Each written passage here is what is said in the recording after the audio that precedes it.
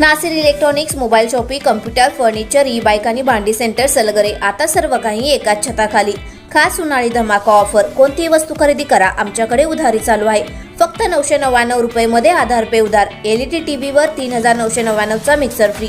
Mobile खरेदीवर 1999 चा Bluetooth headphone free. Fridge खरेदीवर 3999 चा मिक्सर फ्री. फर्निचर खरेदीवर 1999 ची इस्त्री फ्री. जुना मोबाईल, टीव्ही, फ्रीज आणून द्या, नवीन घेऊन जा. Exchange offer. लग्न समारंभासाठी लागणारी सर्व प्रकारची भांडी, furniture, sofa set, LED TV, fridge, washing machine खरेदीवर 20% सूट. यासह अन्य ऑफरसाठी एक वेळ अवश्य भेट द्या. प्रत्येक बातमीतील घटनेच्या वास्तविकतेची तुलना थेट पाहत रहा चांगली अपडेट. विशाल पाटील यांचा प्रचार केल्याने जतचे भाजप तालुका अध्यक्ष प्रमोद सावंत यांची पदावरून हकालपट्टी.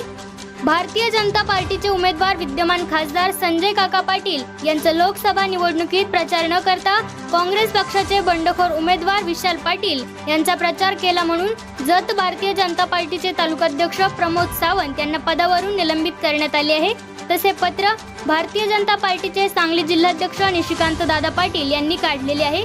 लोकसभा निवडणूक लागण्यापूर्वी माजी आमदार विलासराव जगताप यांनी भाजपचे अधिकृत उमेदवार विद्यमान खासदार संजय काका पाटील यांच्या विरोधात दंड थोपटून विशाल पाटील यांना जाहीरपणे पाठिंबा जाहीर केला होता. विलासराव जगताप यांच्यासोबत जतचे भाजपचे तालुकाध्यक्ष प्रमोद सावंत यांनी देखील विशाल पाटील यांचा उघडपणे प्रचार सुरू केलेला होता.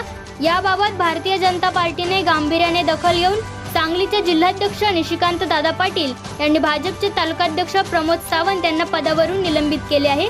निशिकांत दादा पाटील यांनी दिलेल्या पत्रात लोकसभा निवडणूक 2024 कार्यक्रम सर्वत्र सुरू आहे.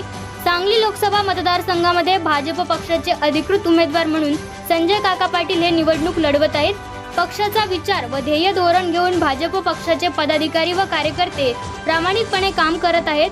मात्र आपण पक्षाचा विचार व ध्येय धोरणापासून दूर जाऊन पक्षविरोधी काम करत आहे.